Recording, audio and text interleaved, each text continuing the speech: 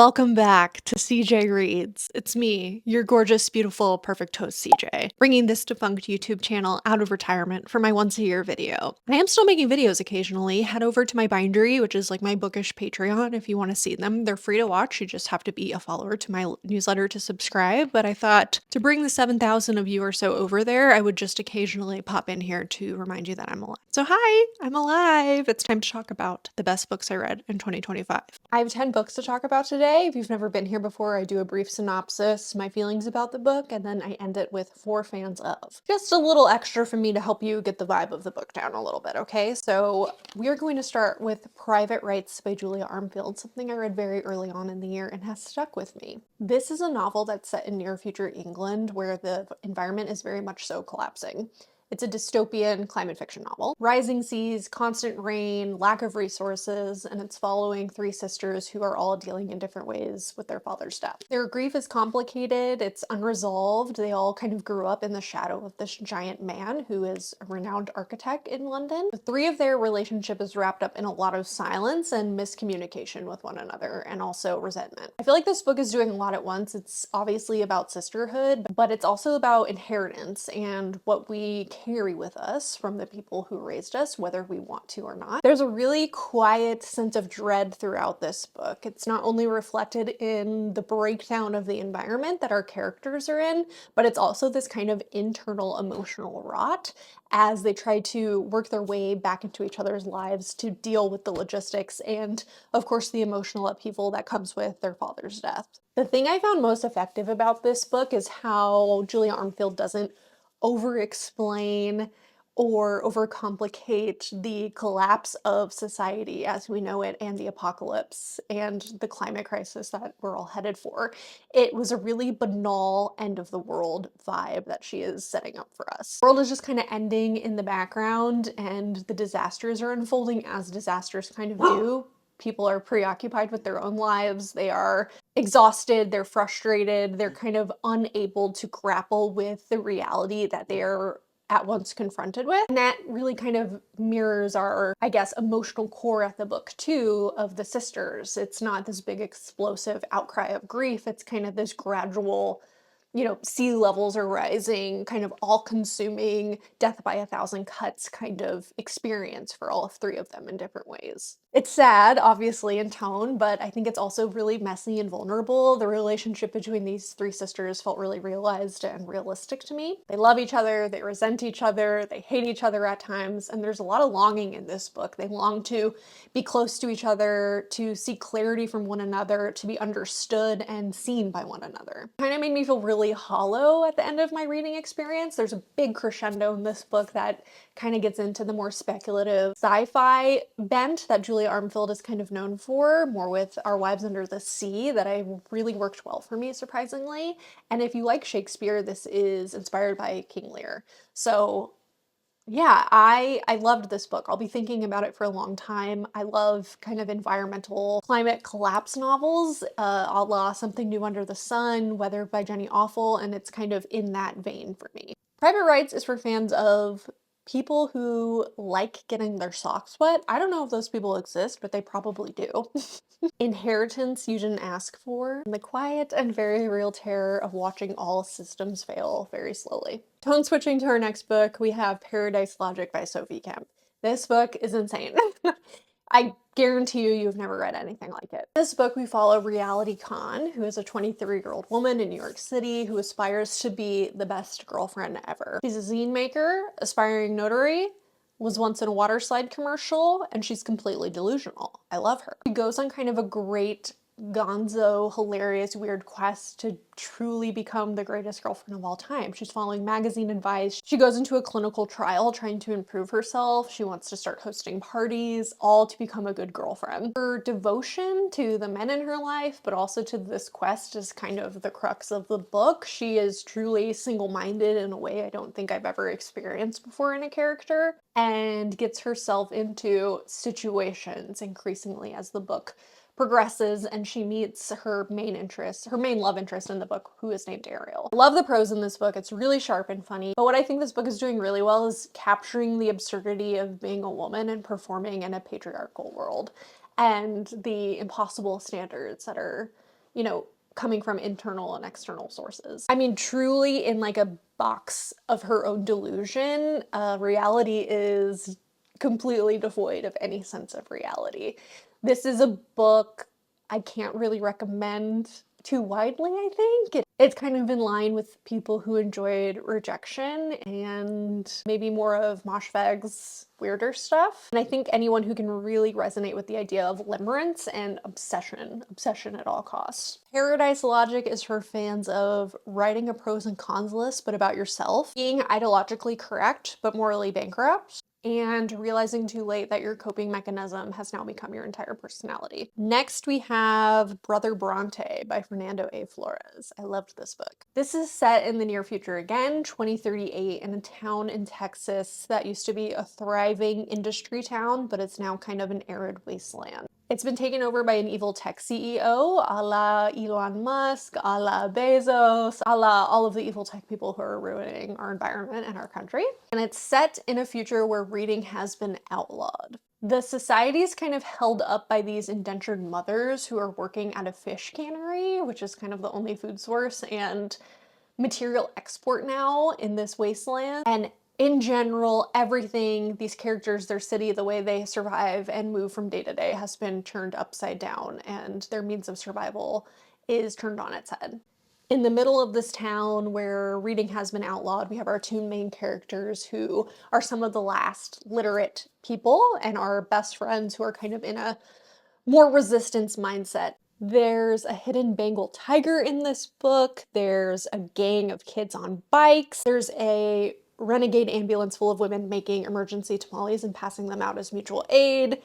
It is weird on its own terms and fully unhinged. The world that Fernando Flores has made in this book is so nightmarish. It is so Mad Max Fury Road, but you have these two characters at the heart of it who kind of refuse to be swallowed whole, which is really, I think, the heart of the story and what made this readable and also optimistic in like a really sad, weird way. Brother Bronte is for fans of anyone who hates moms for liberty, people who support their local tamale lady, and people who want to fight to save culture in a world that wants to erase it at all costs. Next, we have The Hounding. This is a historical novel set in England, kind of at the beginning of the modern period, I believe, which is kind of when heavy witchcraft allegations and religious paranoia were coming together. This book follows a group of girls, a group of sisters, and they're all kind of adolescents on the edge of womanhood, but we don't hear from them. They're not our narrators throughout the book. We hear from all of the differing townspeople instead. These girls have been accused of turning into dogs, and we kind of see the increasingly surveilled and constrained lives that they are forced into because of the moral and social structures around them and the accusations and the power of gossip within this small village and the ability it has to really ruin people's lives. This book is a really good example of how a community can convince itself that cruelty is righteousness when it's sanctioned by religion, which is something that I found really interesting and really effective, and I think like is one of the cornerstones of modern feminism, right? Dating back to the witch hunts. This book was really good at portraying a spectacle and how individual contributions can kind of lead to mass hysteria.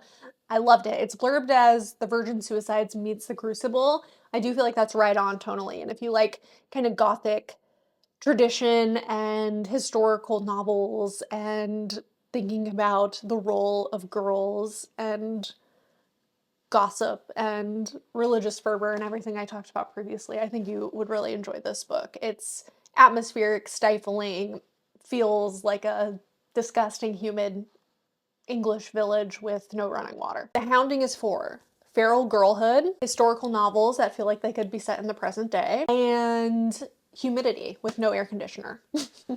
Next, we have Dominion by Addie E. Sitchins, which is maybe my favorite book of the year. I don't know if I play favorites that way, but the more I think about it, the longer it's been since I've read this, the more I loved it.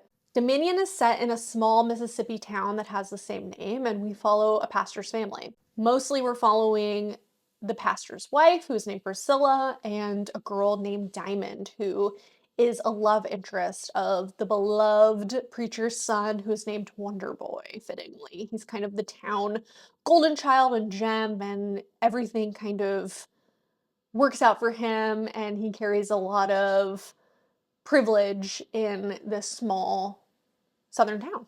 The story tracks how their lives collide in what seemingly on first reading is kind of a typical shifting narrator, small town melodrama, and it really leads into something more.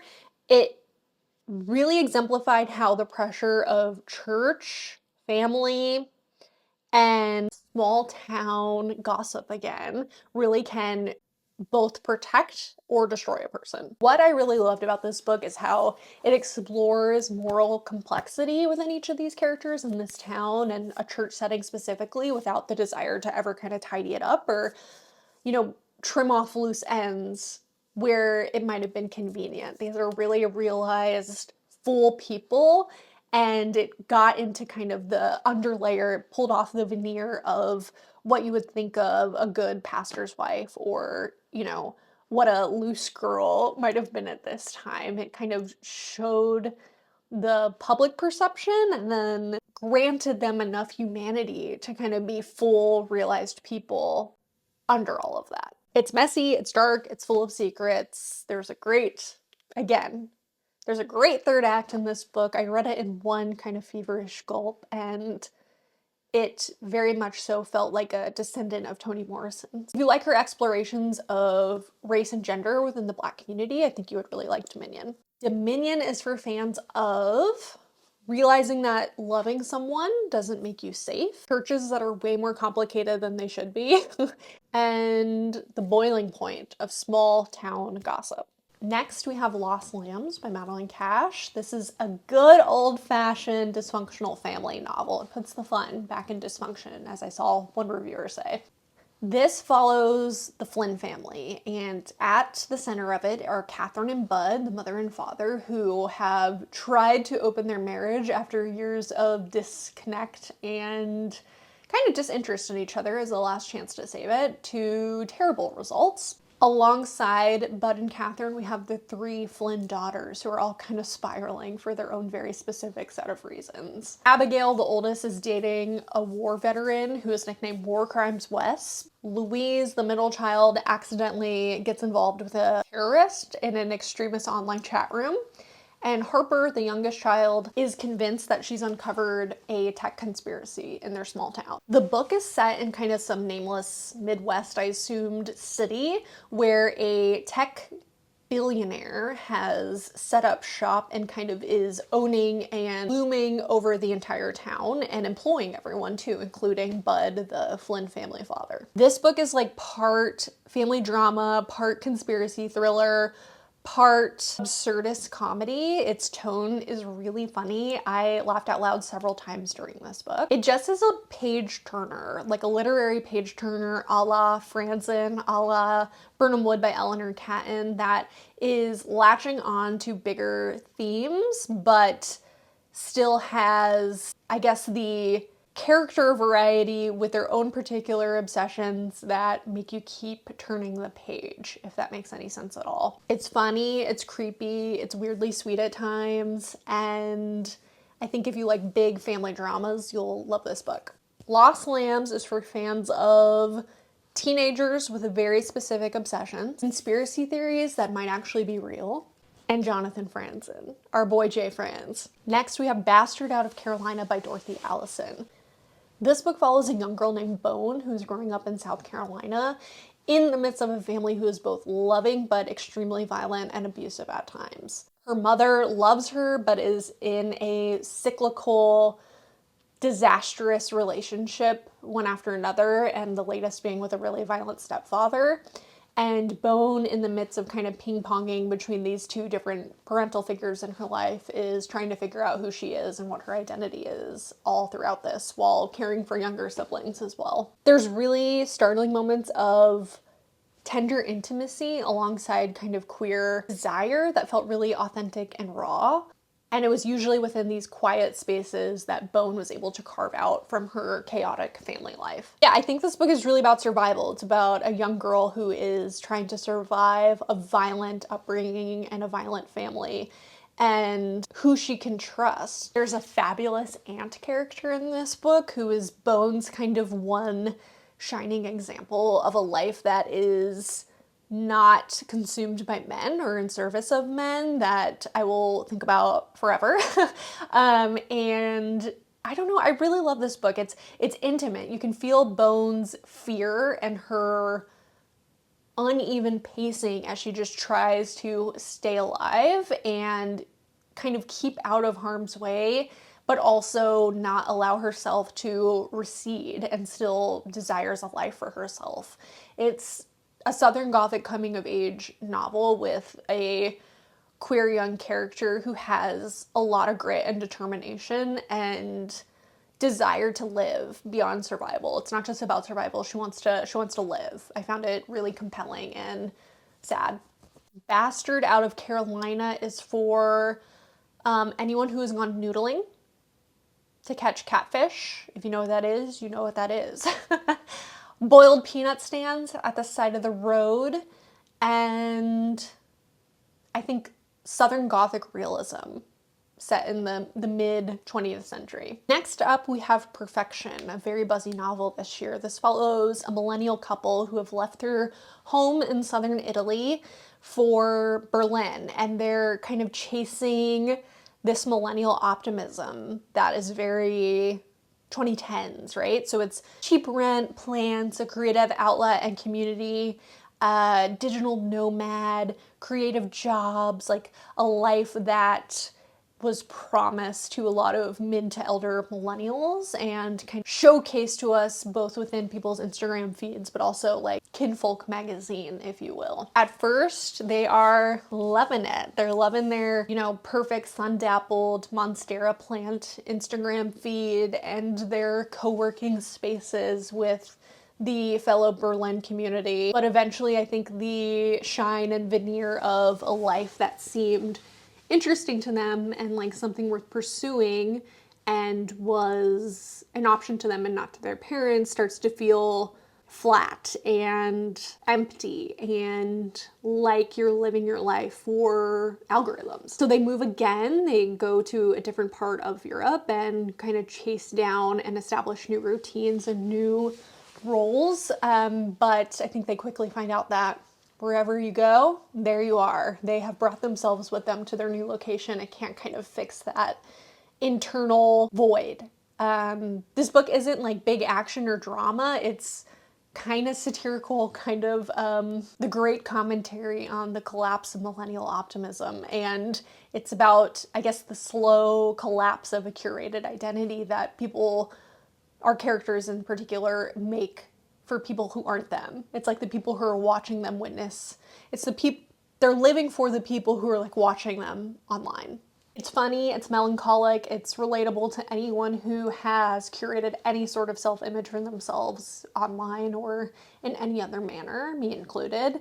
And it's like a big horror novel for my age group, honestly. Like, scary stuff going on in here.